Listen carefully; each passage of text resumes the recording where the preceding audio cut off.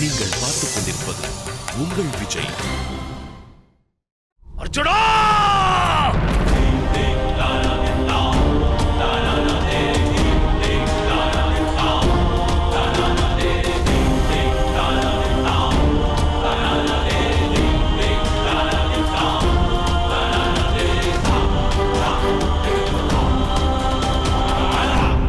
நிறுத்து மகனே துரியோதனா.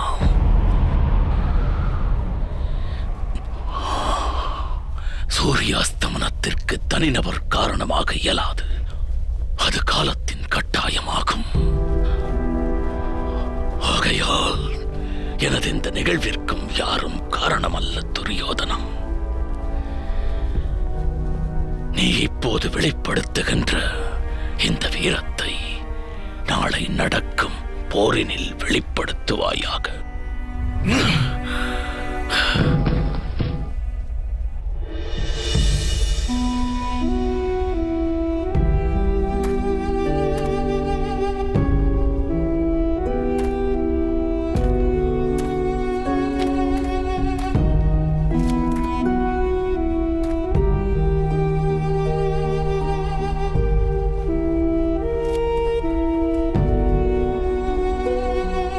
பிதாமகரே, வீரர்களே, பிதாமகரின் சிரம் சாய்ந்து விடலாகாது. தலையணைகளை எடுத்து வாருங்கள். வேண்டாம் மகனை துரியோதனா. எவ்வித சுகத்தையும் அடைவதற்கு என் ஹிருதயம் எண்ணம் கொள்ளவில்லை. இறுதி யாத்திரை நடக்கும் சமயத்தில் எந்தவித சுகத்திற்கும் அவசியமும் இல்லை. சுகத்தின் சுமையை ஒருவன் குறைத்தான் என்றால் அவனது யாத்திரை நிறைவை பெறும் என்பதில் ஐயமில்லை.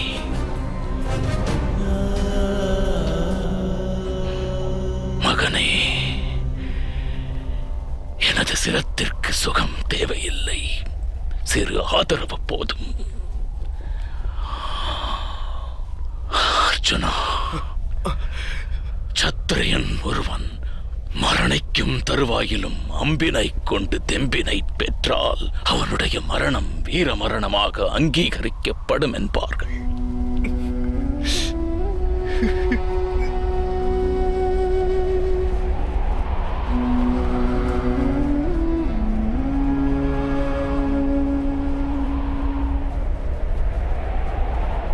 தர்மத்தின் திருவுருவம், புனிதத்தின் மறுவுருவம், தர்மத்தை காக்க தன்னை சாய்த்தானே. மண்ணுலகம் போற்றிடவே, விண்ணுலகம் வியந்திடவே, தண்ணீரின் மைந்தன் மண்ணில் சாய்ந்தானே.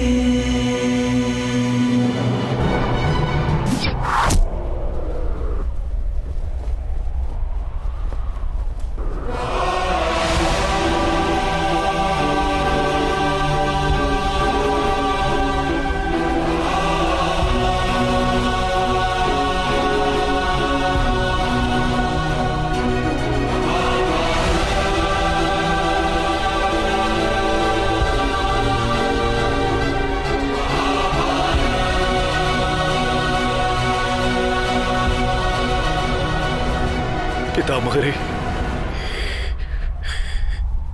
நான் தமக்கு மிகுந்த வேதனை அளித்தது உண்மை. மிகுந்த வேதனை அளித்தேன். நான் தம்மை அவமதிக்கவும் செய்தேன் பிதாமகரே. ஆனால் எனது ஹிருதயத்தில் தமக்கு உயர்வான ஸ்தானம் அளித்திருந்தேன்.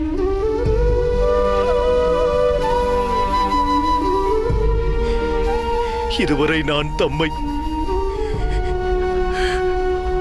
ஹஸ்தினாபுரத்திற்கு நிழல் தரும் குடையாகவே பார்க்கின்றேன். அக்குடையானது இத்தனை காலமாக நீ விண்ணை தொடும் முயற்சியை தடுத்தது. இனி அது என்றும் உனக்கு தடையாக விளங்காது.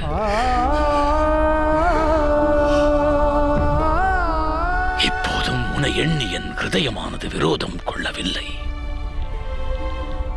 நீ நல்வழிப்பட வேண்டும் என்று விருப்பம் கொண்டவன் நான். அதை நீ உணர்ந்தால் இப்போதும் நான் மன்னிப்பேன் உன்னை. என்னை மன்னித்தருளுங்கள் பிதாமகரே, தயை கூர்ந்து என்னை மன்னித்தருளுங்கள். அதோடு எனக்கு யுத்தத்தில் வெற்றி பெற வேண்டும் என்கின்ற ஆசையையும் வழங்குங்கள். இயலாது துரியோதனா. என்னால் உனக்கு வெற்றிக்கான ஆசையினை வழங்க இயலாது. ஏனெனில் வெற்றி எனும் ஆசையினை நான்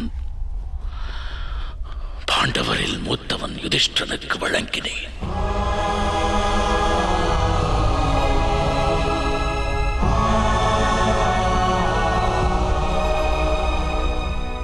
என்னால் பொய்யுரைக்க இயலாது துரியோதனா. ஆனால் என்னுடைய ஆசையினை பெறும் அதிகாரமானது உனக்கும் உண்டு துரியோதனா. நான் உனக்கு ஆசையை வழங்குகிறேன். இறக்கும் தருவாயில் உன்னுடைய வதனம் தனில் ஆனந்தம் எனும் ரேகை அதிகரிக்க வேண்டும். ஒருவேளை நீ தர்மத்தின் வழி நடப்பதை ஆனந்தமாய் ஏற்றாய் என்றால் உனக்கு சொர்க்கத்தின் பிராப்தி கிட்டும். இல்லை, ஒருவேளை நீ அதர்ம வழி நடப்பதை ஆனந்தமாய் ஏற்றாய் என்றால் இறந்த பின் உனக்கு நரக பிராப்தி கிட்டும்.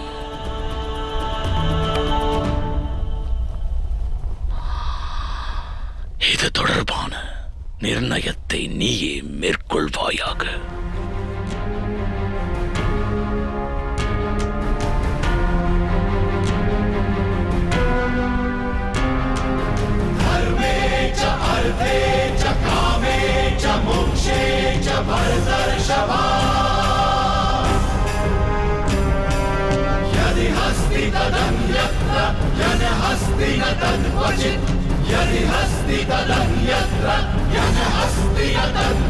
பிதாமகரே, இறக்கும் தருவாயிலும் தாம் பாரபட்சத்தை புறக்கணிக்கவில்லை.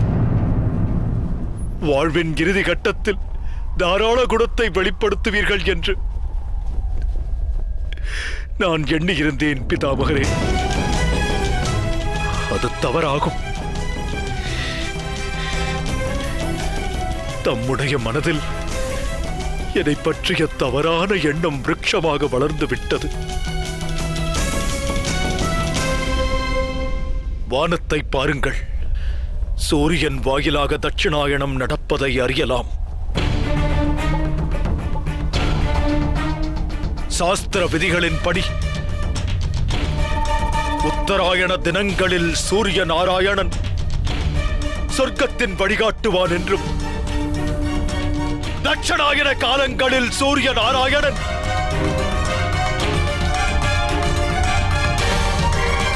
நரகத்தின் வழி நடத்துவான் என்றும் அறியப்படுகிறது. இது தாம் வழங்கிய தண்டனை பிதாமகரே. தாம் பாரபட்சம் பார்த்ததற்கான தண்டனை இது.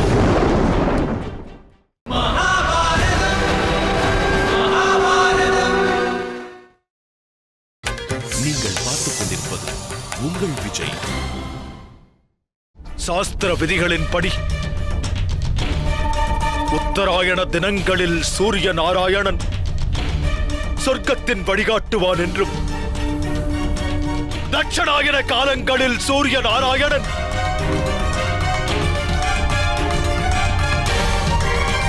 நரகத்தின் வழி நடத்துவான் என்றும் அறியப்படுகிறது. இது தாம் வழங்கிய தண்டனை பிதாமகரே. தாம் பாரபட்சம் பார்த்ததற்கான தண்டனை இது.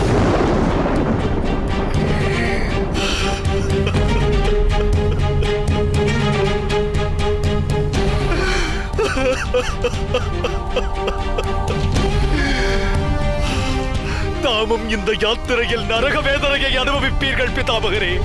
நரக வேதனையை நிச்சயம் அனுபவித்தாக வேண்டும்.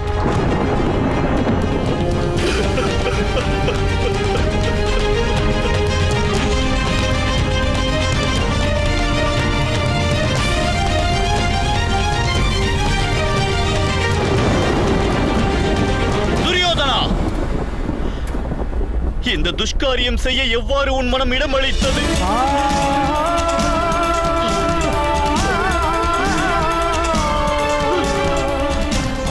இச்சாபத்தை வழங்க உன் ஹிருதயம் எவ்வாறு துணிவு கொண்டது?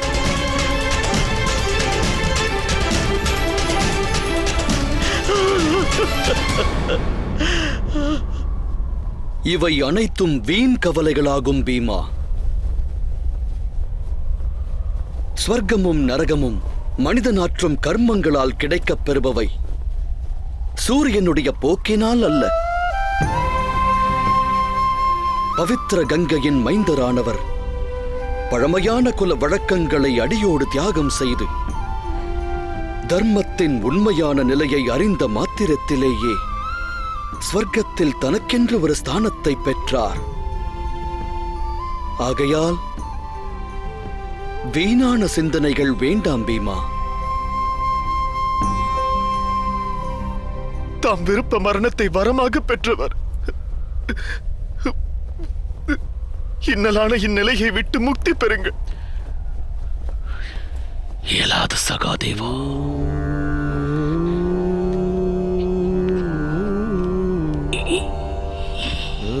இன்னல் என்பது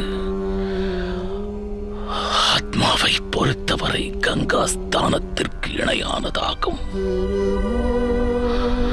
இன்னல் ஆத்மா நன்னிலை பெறுவதற்கு வழிவகுக்க வல்லது.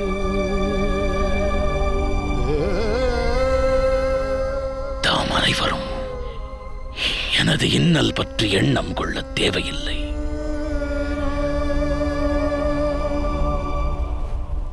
கங்கை மைந்தன் ஒரு முடிவினை மேற்கொண்டான். இனி நான் இந்த அம்பு படுக்கையில் படுத்திருந்து என்னுடைய மரணத்தின் க்ஷணம் நெருங்கும் வரை காத்திருப்பேன்.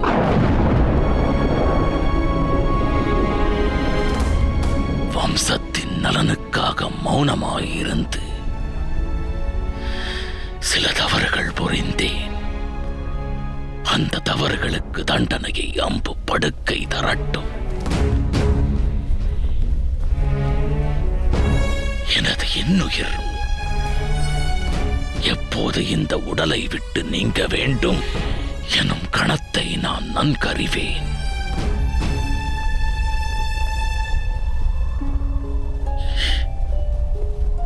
எப்போது யுதிஷ்டனுக்கு ஸ்தானமும் பீமனுக்கு நியாயமும்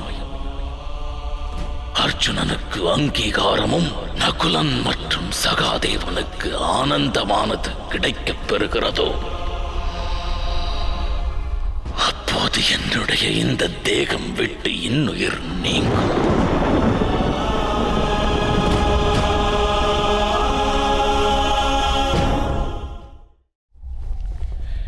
எப்போது அஸ்தினாபுரத்தின் அரியணை தனில் நியாயம் மற்றும் வீரம் ஒன்றாக அமரப் பெற்று அனைவருக்கும் காட்சியளிக்கிறதோ அப்போதே குரு ராஷ்டிரத்தின் பிரஜைகள் அனைவரும் புவி வாழ்வில் சொர்க்கத்தின் ஆனந்தத்தை பெறுவார்கள்.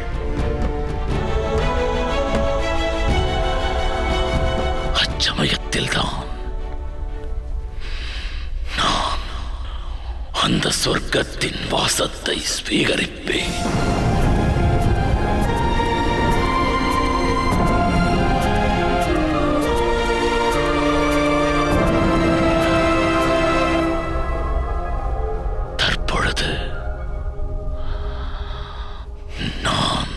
ஏகாந்தத்தில் இருக்க விழைகிறேன் பாண்டுவின் புதல்வர்களே.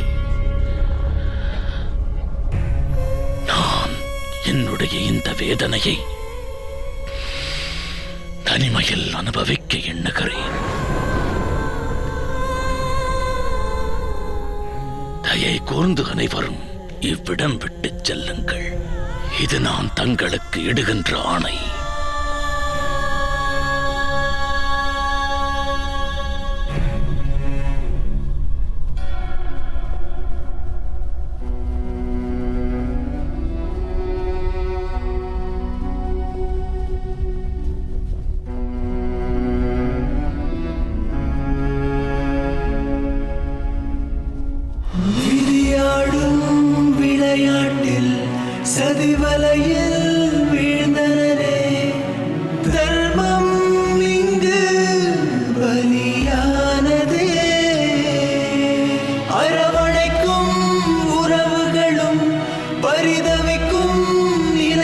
கொண்டார். அதர்மம் இங்கு வெற்றியை பற்றியதே. தர்மத்தின் திருவுருவம், புனிதத்தின் மறுவுருவம். தர்மத்தை காக்க தன்னை சாய்த்தானே. மண்ணுலகம் போற்றிடவே, விண்ணுலகம் வியந்திடவே, தண்ணீரின் மைந்தன் மண்ணில் சாய்ந்தானே.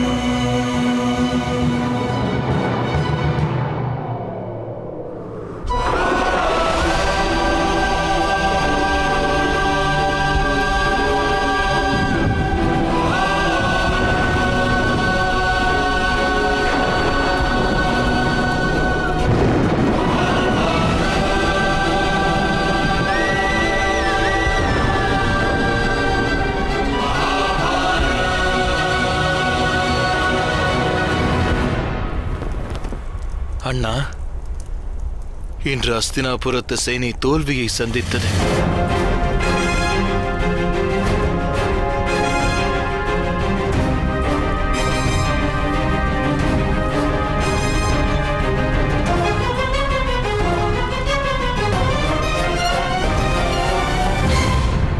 ராஜ்யத்தை காத்து வந்த அரணானது தகர்ந்து உடைந்து விட்டது.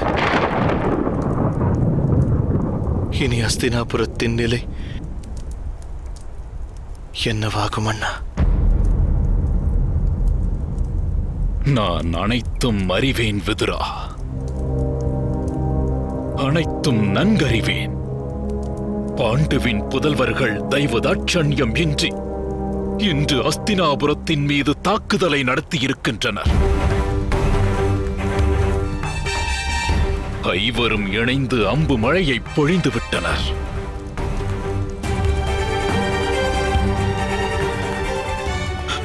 கங்கை மைந்தரின் பவித்திர தேகத்தை சரங்களை மாறியாக்கி சல்லடையாக துளைத்து விட்டனர் பாண்டவர்கள். சல்லடையாய் துளைத்து விட்டனர். தவறிழைத்தது பாண்டவர்களா? தாக்குதல் நடத்தியது கௌரவர்களாவர். சந்திர வம்சத்தை தழைத்தோங்கச் செய்த பீஷ்மன் எனும் பிதாமகர் கரங்களில் அஸ்திரங்களை தந்து அவரை யுத்த பூமியில் நிற்க வைத்தது தம்முடைய புதல்வர்களாவர்.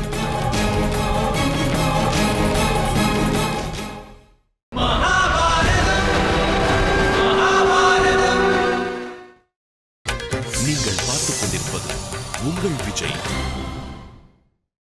வம்சத்தின் மூத்தவராய் விளங்கிய பிதாமகர் பீஷ்மரை போற்றி புகழ்ந்து கொண்டாடுவதற்கு பதிலாக தூற்றி இகழ்ந்து அவமானப்படுத்தினார்கள் தம்முடைய புதல்வர்களாய் விளங்கிய 50 கௌரவர்கள். தண்ணீரின் தனையன் இன்று யுத்த களத்தில் செங்குருதி எனும் பொன்னீர் சிந்த மரணத்தை வேண்டி சரீரத்தில் சரங்களை தாங்கி அம்பு படுக்கையில் இருக்கிறார். காரணம் தம்முடைய புதல்வர்கள். கூடு கட்டி கொஞ்சு பொறிக்கும் கிரௌஞ்ச பட்சிகள் கூட கூட்டை பிரியும் வேளையில் அதை கலைப்பதில்லை. ஆனால் தம்முடைய புதல்வர்கள் இந்த பவனத்தை தீக்கிரையாக்கி விட்டனர். மகாமந்திரி, நான் மகாமந்திரி அல்ல அண்ணா. நான் அப்பதவியை தியாகம் செய்தேன். யுத்தமானது மூண்ட அன்றே என் முடிவை மேற்கொண்டேன். தண்டனை அளிக்கும் எண்ணம் கொண்டால் உயர்த்துங்கள் வாளை, வீழ்த்துங்கள் தம் தம்பியை, சிரச்சேதம் செய்யுங்கள். இனியும் மௌனம் சாதிக்க இயலாது அண்ணா. இப்படிப்பட்டவர்களை வாழ வைப்பதற்கு பதிலாக அவர்களின் ஜனனத்தின் போதே வதைத்திருக்கலாம் அண்ணா. விதுரா,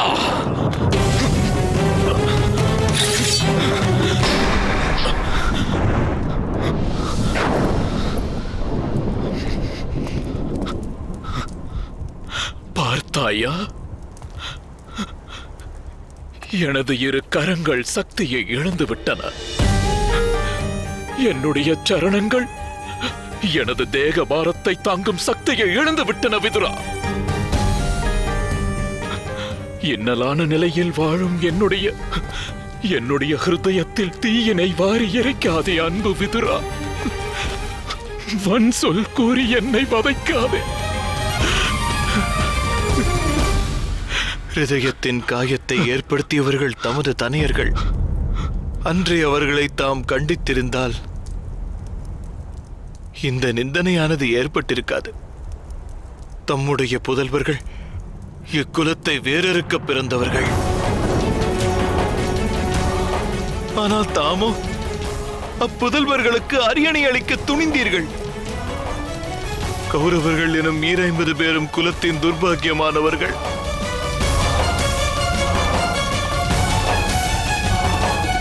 தம்மையும் அரசையும் நான் தியாகம் செய்தேன் அண்ணா. இனி மரண காலத்திலும் நான் தம்மை நெருங்கேன். எடுத்துரைத்த அறிவுரைகள் எதையும் ஏற்காமல் தவறொன்றையே இழைத்தீர்கள். ஆனால் மகாராஜா யுதிஷ்டர் வருகை தரும் வரை இந்நகரையும் அரியணையையும் காப்பதையே என்னுடைய கடமையாக ஏற்று நான் வாழ்வேன். ஸ்திரமாக நினைவில் கொள்ளுங்கள் அண்ணா. இத்தனை நாட்களாக நீண்ட யுத்தம் இனி வெகு நாட்கள் நீடிக்காது. தம்முடைய 100 புதல்வர்களும் வதைக்கப்படுவர்.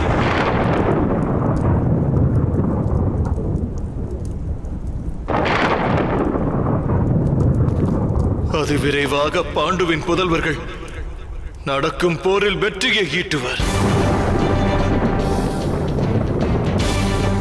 அச்சமயம் தாம் ஏதேனும் ஒரு மூலையில் அமர்ந்து கண்ணீரை பொன்னீராய் சிந்துவீர் அண்ணா. இது என்னுடைய உள்ளம் தமக்களிக்கும் சாபமாகும். சாபம், சாபம், சாபம்.